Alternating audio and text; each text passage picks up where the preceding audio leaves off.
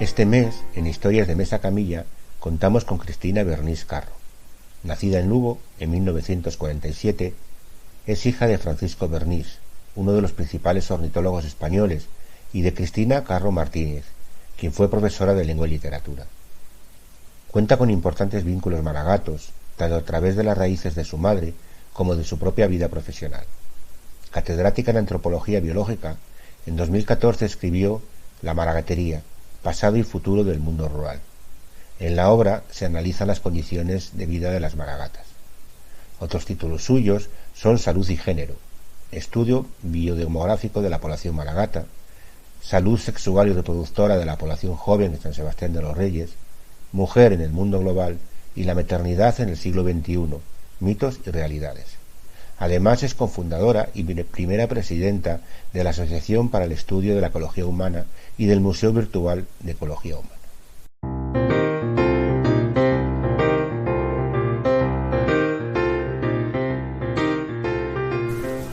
Os dejamos con la entrevista a Cristina Bernís, realizada por nuestro compañero Manuel Fernández. Pues nada, Cristina Bernís para mí es una persona, pues la verdad que muy importante, que ha estado ligada a todo el tema de la maragatería durante mucho tiempo.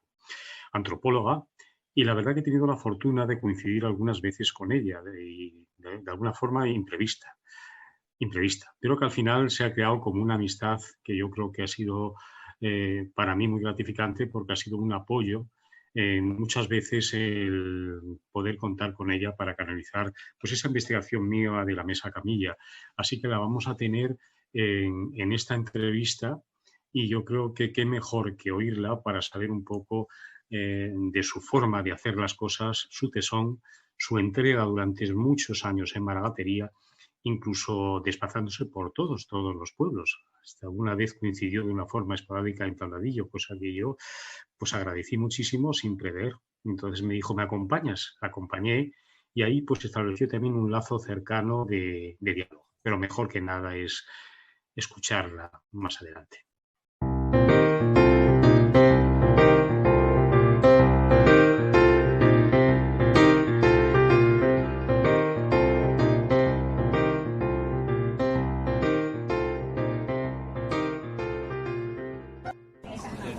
Bueno, buenas tardes. Estoy aquí pues en compañía de Cristina Bernís. Vamos a suponernos que estamos en la Mesa Camilla. No estamos en una Mesa Camilla porque es muy difícil muchas veces tener una Mesa Camilla. Os los tenéis que imaginar. Hace pocos días estuve con Belarmina y resulta que tampoco era la Mesa Camilla. Era un banco del Puente de Toledo de Madrid. Hoy concretamente estamos en una mesa sentados enfrente de lo que es pues el Museo Reina Sofía, y bueno, pues nuestra mesa tenemos que imaginarnos que sea camilla. Cristina, buenas tardes. Buenas tardes.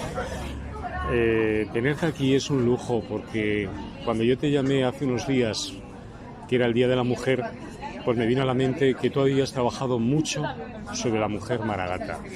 Y digo, qué mejor que Cristina para que nos cuente algo. Pero bueno, ¿cómo se inicia tu trabajo en maragatería? Porque yo creo que lo que nadie sabe, y tú me lo contabas hace un momentito que yo desconocía, ¿por qué irte a tu trabajo de antropología a maragatería si habías pensado en otra idea? ¿Cuál era la otra idea anterior? Bueno, yo quería hacer un trabajo de investigar, mi tesis doctoral en una población rural. Y había leído un libro sobre las agitaciones campesinas andaluzas de Díaz del Moral, que lo escribió casi a finales del siglo XIX, vamos, y dije, allí quiero ir. Y mi director de tesis, que era un señor muy estupendo, pero muy moderado, me dijo, mire usted, Cristina, yo una tesis así, en ese sitio, no se lo podría dirigir, pero haga usted ese tema, pero en otro sitio, elija un sitio más aséptico, me dijo así. Y yo le dije, bueno, pues sí, maragatería, que era donde mis abuelos, que allí, pues en principio no había nada de nada, y me fui, y así acabé en maragatería. ¿Y tus abuelos, tu abuela, que era de Andiñuela, y tu abuelo? De Santa Colomba. De Santa Colomba. O sea que, claro, ahí ya salió a flote tus raíces. Claro, Tus raíces. claro. Y de esa forma tú empiezas a trabajar, cambias y empiezas a trabajar, vamos, no cambias, sino que estabas empezando, ¿no? Esa experiencia fue muy larga, porque ¿cuántos años llevas haciendo todos esos trabajos? Bueno, yo había estado allí porque mi padre nos llevó cuando éramos, yo estudiante en la universidad, a mis hermanos y a mí nos llevó por allí, porque claro, mi madre había estado allí mucho y allí yo lo había conocido y fue cuando, bueno, me quedé con la idea. ¿Y cuántos años estuve por allí? Pues haciendo la tesis 4, o sea, durante 4 años estuve yo sola por Maragatería cogiendo datos y tal, pero cuando ya acabé la tesis, la presenté y tal, pues estuve con mis estudiantes de Biología de Poblaciones Humanas, pues a lo mejor, no sé, no sabría decir, 20 y tantos años o más, yendo allí todos los años. Las prácticas de campo de mi asignatura las hacíamos allí. O sea, increíble todo ese tiempo. Porque me apetecía que conocieran esa zona y aprendieran ese... De tu experiencia tan larga, ¿podrías hacerme un resumen breve?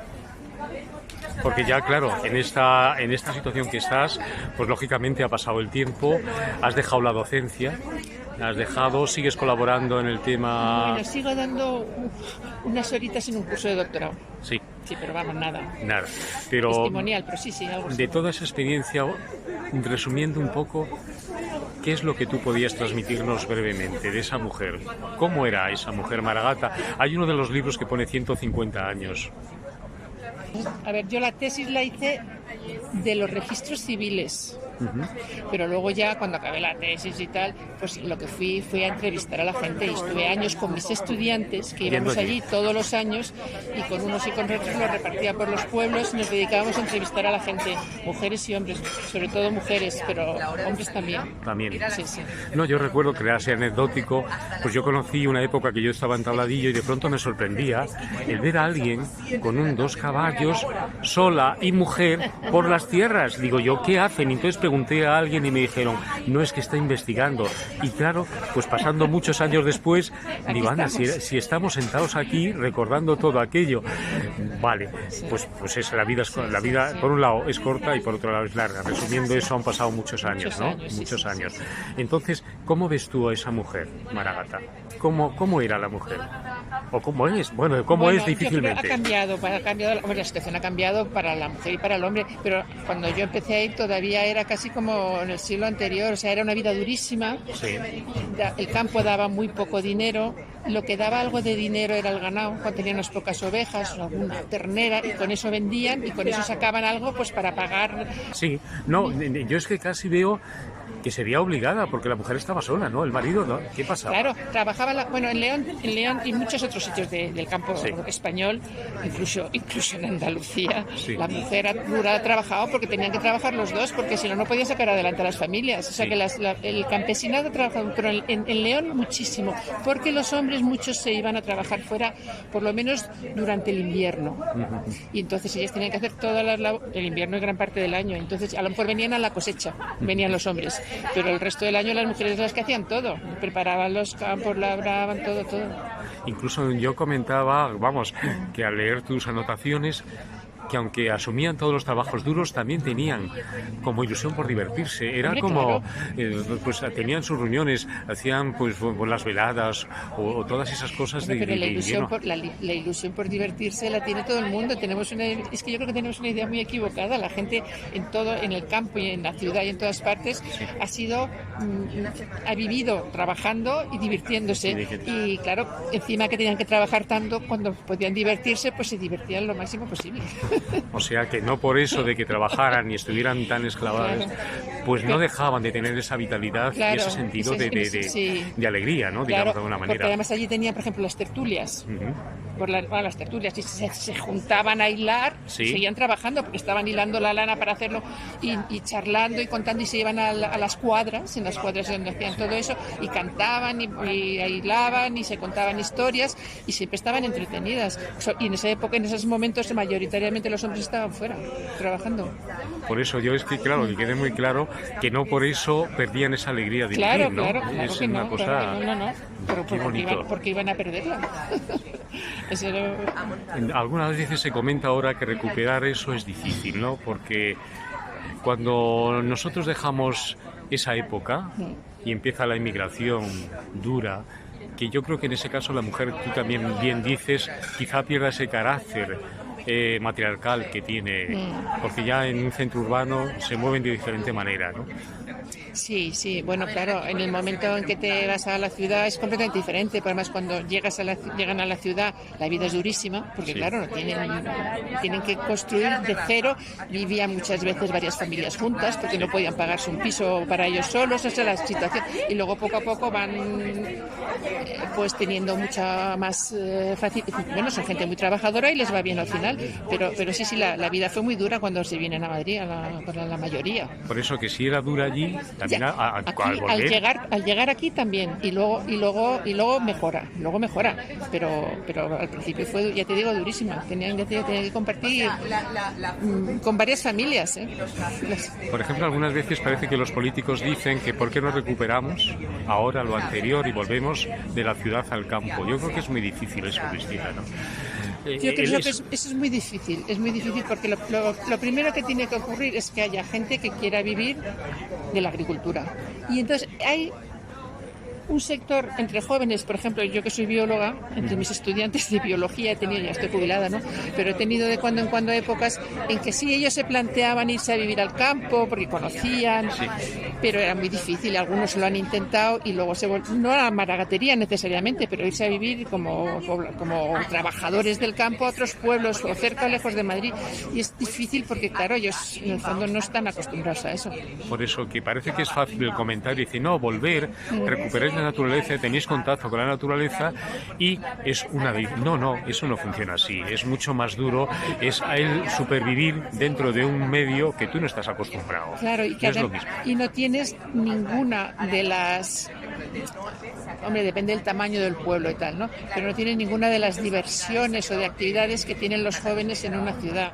Y eso también les echa mucho. Yo he tenido estudiantes míos que se han ido a vivir al campo, y se han vuelto. Se han vuelto con muy mala conciencia, sí, pero se han vuelto porque es que no era lo... Claro, es que, fíjate, no es lo mismo, no es lo mismo. Una cosa es hacer un estudio y otra cosa es ubicarme allí y vivir allí. Sí, entonces es cuando estás realmente viviendo lo que es las limitaciones, las costumbres, el trabajo diario y la soledad. Y la soledad, que yo creo que es muy importante. Sí. Yo creo que muchas veces parece que no, pero el saber vivir esa soledad hace falta estar identificado con ella, ¿no?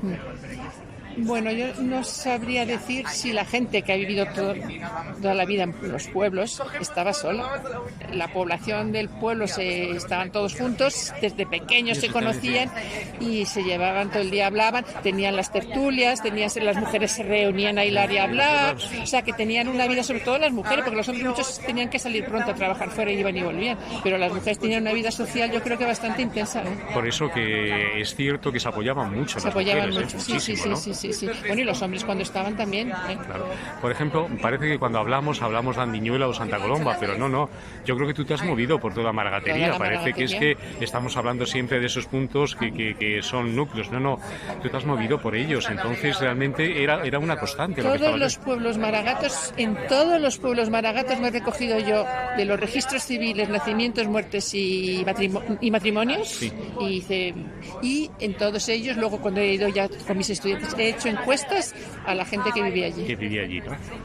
Perfecto.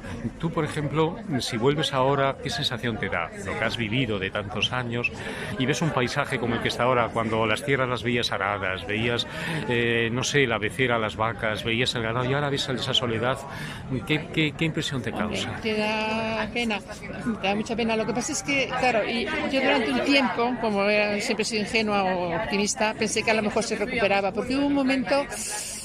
los 80, 90, en que mucha gente joven, sí, algunos de Maragatería y otros de otros sitios, mucha gente joven se volvía a la zona, al campo, sí, intentaba quedarse y tal, pero es difícil, porque claro, ellos han nacido en una ciudad, han vivido en una ciudad y por muy concienciados que fueran, pues luego les resultaba muy difícil vivir allí. Y yo no sé si conozco a alguno que se haya quedado. Yo creo que pocos. No sé, dicen que alguno vuelve. Alguno vuelve, sí, pero de los que yo he conocido que han vuelto, yo creo que no queda ninguno. ninguno. Por eso, Porque es duro. Y además muchas veces luego eran a lo mejor jóvenes, él o el chico, un chico, pero luego se emparejaban con otro sitio y a ver cómo lo mantenía allí. Claro. Era imposible, a menos que la raíz estuviera allí. Claro. Y es entonces el foco de decir, vamos a sacar adelante. Sí. Porque yo creo que muchas veces cuando llegan esta época de invierno, es que se quedan los pueblos totalmente, porque dice que vas en la época estival o verano y dices, sí, qué vida, ¿no? Y sin embargo vas ahora y dices, no es así. Claro. No es tan idílico, no es tan... Además, si vas, muchos de los que yo, muchos tampoco, los pocos que yo conocí que se fueron a intentar, se planteaban trabajar del campo, no trabajar como maestros, campesinos. Y ellos habían estudiado, muchos, o habían empezado a estudiar, o sea que no tenían... Era una vida muy utópica la que querían hacer. Y luego cuando llegaban allí, pues no era lo que se esperaba. Claro. Es curioso, Cristina, ¿no? Por ejemplo, tú viéndote trabajar allí con esta gente, que tú en tu juventud es muy rompedora, con un ambiente totalmente opuesto. Pero claro, tus raíces es que estaban allí, estaba tu abuelo, tu abuela, o sea, tú te identificabas con el medio ambiente, o sea, que no te era ajeno, para ti no es una cosa que decir, voy de snob, tú no vas de snob, vas... No, yo de snob no iba, yo iba, hombre, emocionalmente sí, porque mis abuelos, pero yo a Maragatería fui la primera vez cuando me llevó mi padre, que teníamos 20 años, y dijo, vamos a ir a casa y fuimos a casa de mis abuelos a Santa Colomba y estuvimos allí unos días viendo y nos enseñó todo por allí mi padre, que él no era el Maragato, era mi madre, vamos, sí. Pero sí. Y a mí aquello me parecía... Y a raíz de aquello fue cuando yo luego decidí, bueno, pues a lo mejor hago la tesis aquí, pero yo todavía estaba estudiando. Sí. Qué interesante. Pues bueno, no sé, la verdad que estas vivencias contigo, pues es que no sé, quien quiera leer cosas como muy profundas y técnicas las tienes en tus libros. Lo que estamos buscando en la mesa camilla es esto que nos estás contando, esa vida interna y esa experiencia tuya desde una cosa cercana, desde ver cómo realmente tú sientes esa tierra a través de todo ese trabajo de esos años. Sí, a mí hay dos, la tierra por supuesto, pero lo que más me impresionó era la ignorancia que yo tenía, y no sé, yo creo que la gente de ciudad, sobre la gente del campo. Me pareció una gente maravillosa, con una claridad de lo que era y una vida dura y haciéndole frente y bueno, a mí aquello fue lo que más me gustó, conocer al campesino y a la campesina que estaban allí trabajando de todos los niveles. Allí, bueno, gente rica no quedaba trabajando en el campo, nadie, vamos, cuando yo iba por allí. Yo me acuerdo que me comentabas hace un momentito antes de grabarte que cuando tú hacías esos trabajos de campo se puede llamar si ibas con tu niña, y que muchas veces alguien te ayudaba a que recogía a tu niña y tenías que tener cuidado porque le daban cosas que no debía tomar. ¿Cómo era aquello? Bueno, claro, yo estuve 4 años haciendo el trabajo de campo de mi tesis, ¿no? Y los 2 primeros iba sin nada y a los 2 siguientes iba ya con mi niña. Sí. Y entonces me la llevaba. Y me llevaba Elenita Franganillo, que tenía 10 años o 9, para que cuando yo estaba haciendo las encuestas, pues que ella por lo menos sujetara a la niña, ¿no? Y en cuanto menos descuidábamos, la cogían las señoras, le daban un poquito de anís, le daban y yo le decía, pero Elenita, que no le están dando, bueno, y no sabía, no podía atender. Hasta una le daba vino, dice, no, que tiene vino gaseosa. Claro, vino, y es que tiene casera, hija. Digo, no, pues, mi niña estaba encantada. No hablaba todavía, si era muy pequeña, tendría 9 meses, 8 meses en aquel verano. Sí, y luego sí, hasta la llevé todos los veranos conmigo. Claro. Y después ya posteriormente es cuando ya, estando ya en los estudios, es cuando todos los demás iban bajo tu dirección a hacer los trabajos de campo. Claro, yo luego fui profe de antropología, y entonces me llevaba a mis estudiantes a hacer las prácticas de campo de mi asignatura, las hacíamos allí. Allí en Maragatería. Y entonces ellos llevaban unas encuestas, íbamos a los registros civiles y ellos sabían lo que tenían que hacer y luego elaboraban unos trabajitos estadísticos. Y después tú lo revisabas. Claro, yo todavía tengo alguno, ¿eh?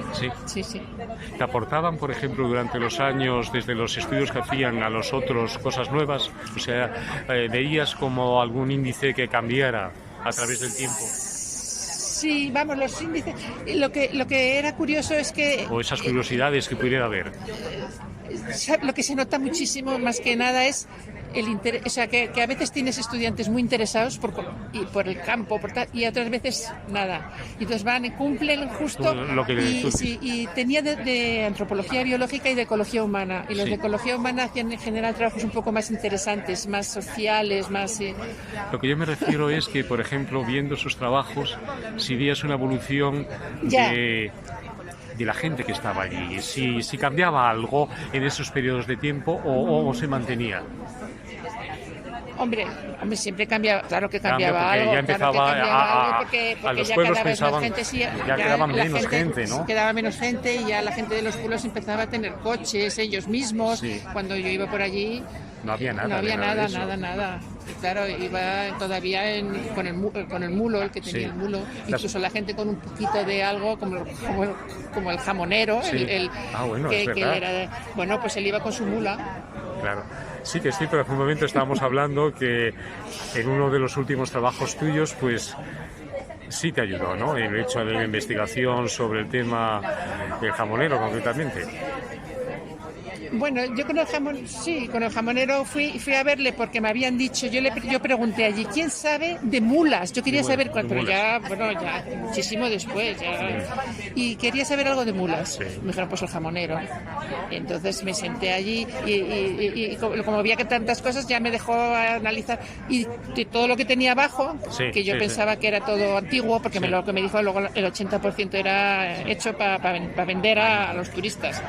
Pero bueno, luego sin embargo nos hicimos amigos del alma. Sí. Pero él sí te aportó en el aspecto de folclore, muchísimo, de me eso, contó muchas eso cosas. Es lo que yo me refiero. Por eso digo, otro... luego, pero que aunque empezamos por ahí, y yo llegó un momento en que, claro, cuando te das cuenta, pero luego nos hicimos amigos del alma, y me aportó muchísimo.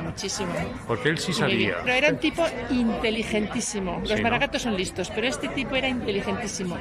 Y él se había movido por toda Maragatería y por toda la zona, porque se había dedicado a comprar y vender, es lo que hacía. Sí. Incluso algunas veces hacía contratos gestionaba todo. Y prestaba dinero. Prestaba dinero, sí, ¿no? Y hacía los sí. O sea que pues todas esas cosas pues puede aportar mucho porque son documentos en el cual están dando fe de que aquello... Yo aprendí muchísimo con él. Al principio le miraba con recelo porque me parecía un negociante, pero luego también la vida hay que conocer a la gente. Claro, es que yo creo que ser perfectos en la vida, yo creo que no podemos poner la mano en el fuego, porque siempre tenemos cosas que no son maravillosas, pero nosotros mismos. Entonces, ¿por qué no admitir de que todas las cosas no son perfectas a nivel personal?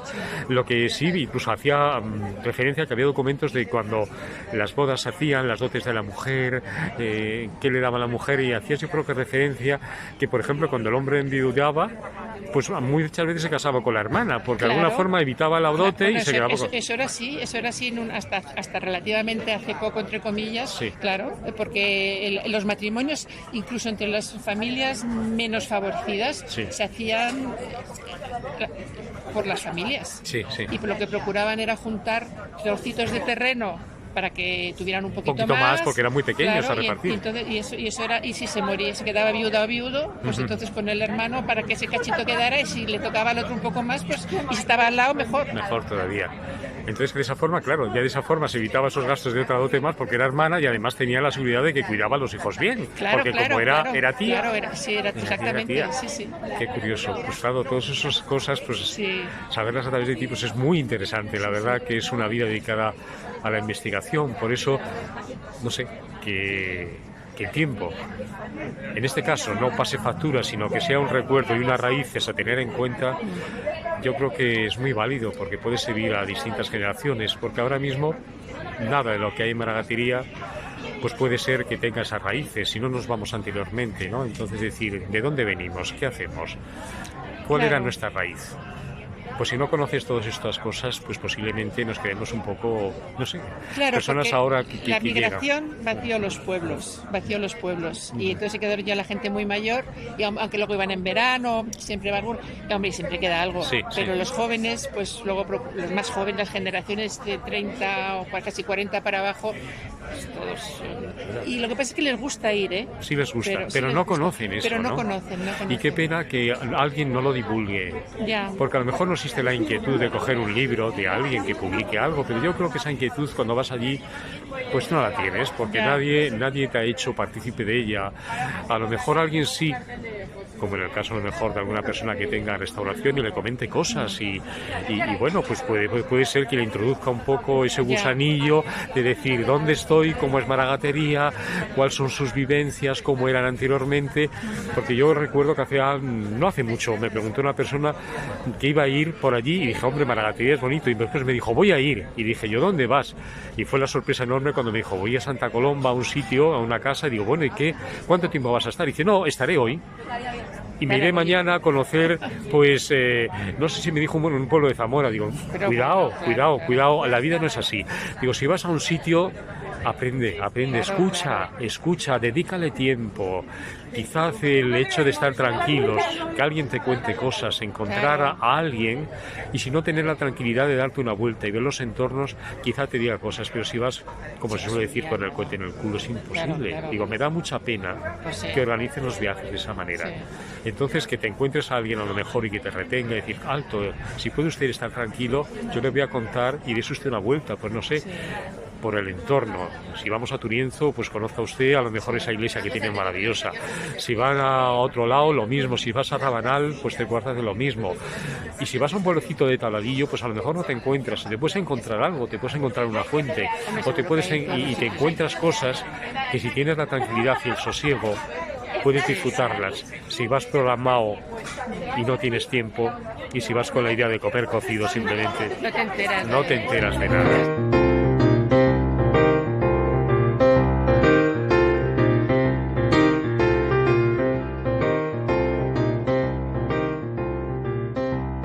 Que las generaciones de descendientes de maragatos que no han nacido allí y que incluso a lo mejor no han vuelto por allí desde que sus padres se vinieron, seguro que si van oyendo este tipo de cosas, pues a lo mejor al final se les enciende una lucecita y tienen la curiosidad de volver. Eso es importantísimo, porque la gente que se va y no vuelve a sus raíces, a mí me da una pena. Claro, porque las pierdes de alguna forma, te falta algo. Te falta algo. Sí. Y el que no las tiene, pues es una pena, porque dices, yo he escuchado a veces, dice, es que yo no tengo pueblo. Dice, qué pena. Sí. Porque añora tener esas raíces, ¿no? Sí. De dónde venimos, a dónde vamos. Entonces, pues no sé, ojalá llegue estas cosas y podamos ser partícipes de alguien que animemos, que tenga esa tranquilidad y el sosiego de decir, quieto, escucha un poco ese silencio maragato, escucha y descubre. Y si no ves aquella imagen de hace 50 años o no veas las costumbres de hace 50 años, pues posiblemente si te molestas alguien te las puede contar. Sí. Claro, las costumbres han cambiado, evidentemente, porque ahora allí se vive como se tiene, la gente que vive en los pueblos tiene las mismas cosas que la gente que vive en las ciudades, que antiguamente no, evidentemente, pero vamos, yo creo que incluso aunque vivan, es interesante hablar con ellos, porque siempre, quieras que no, están allí y tienen un tipo de vida y unas relaciones muy concretas con la gente de allí, no con 200.000 como en grandes ciudades, ¿no? Entonces es interesante, yo creo que eso es muy interesante verlo. Hace poco que este compañero Víctor pues hacía referencia a una fotografía hecha en 1920 donde era la fiesta del árbol, ¿podría ser? Tengo fotos. ¿Tienes fotos? ¿Cómo era la fiesta del árbol? Pues la fiesta del árbol, a lo mejor me lo invento, pero yo creo que la fiesta del árbol, por lo menos allí en Andiñuela, la llevó el hermano de mi abuelo. La celebró por primera vez el hermano de mi abuelo, de mi abuela. De tu abuela. De mi abuela. Y entonces nada, la fiesta del árbol consistía en que yo lo tengo recogido, creo que iban no sabría decirte ahora, pero allí en León, a comprar robles. Sí. Los llevaban al pueblo y los plantaban, y tengo fotos todavía del hermano de mi abuela y de los hombres allí al lado, y con los árboles pequeñitos así apoyados, los que habían comprado apoyados allí, que es una foto muy antigua y que se ve mal, pero eso, para luego replantar y ir aumentando el bosque. Entonces, ¿quién era? ¿El general Cabrera? El general Cabrera. Claro, que muchas veces yo oía cuando subía a Andiñuela el general Cabrera, y claro, es que tú eres familia, descendiente del general Cabrera. Era el hermano de mi abuela, sí, mi tío. Yo no le conocí, claro, porque le fusilaron en el 39, se acabó la guerra y le fusiló Franco. Sí. Así primero le desterraron, como decir así. No le desterraron. No. Simplemente él estaba, no, le cogieron cuando acabó la guerra, le cogieron, lo tengo contado por algún sitio, le cogieron prisionero porque él no se y le fusilaron, pero vamos, en el propio 39, o sea que no duró más, fue inmediato. No sé, bueno, no voy a decir nada, pero... Sí, bueno, no. No, era por esas connotaciones de situar épocas e iniciativas, de que en esos momentos, en esos años, cómo se vivía, y quizá pues esté asociado el general Cabrera a la fiesta del Aro, a tu familia.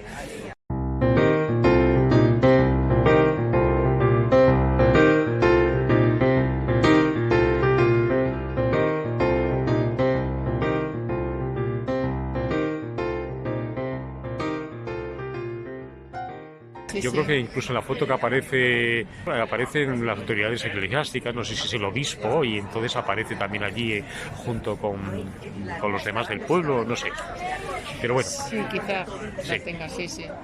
Y bueno, pues no sé, creo que esto no debemos alargarlo para hacerlo corto y que pueda oírse, porque claro, cuando las cosas están muy largas, pues empiezan a no oírse.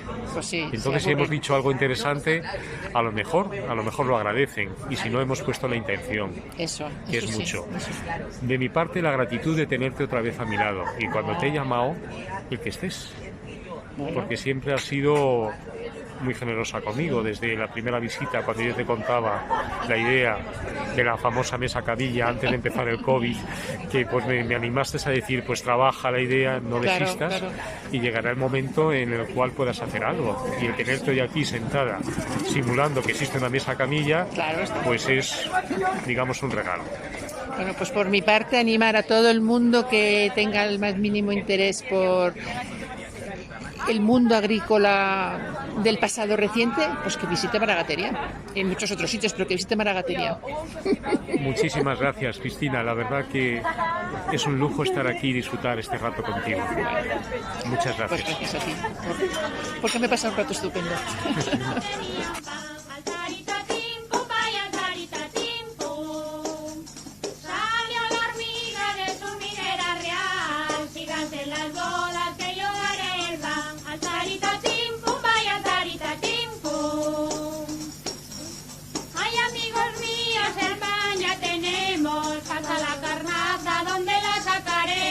Alzarita, tim, pum, vaya, alzarita, tim.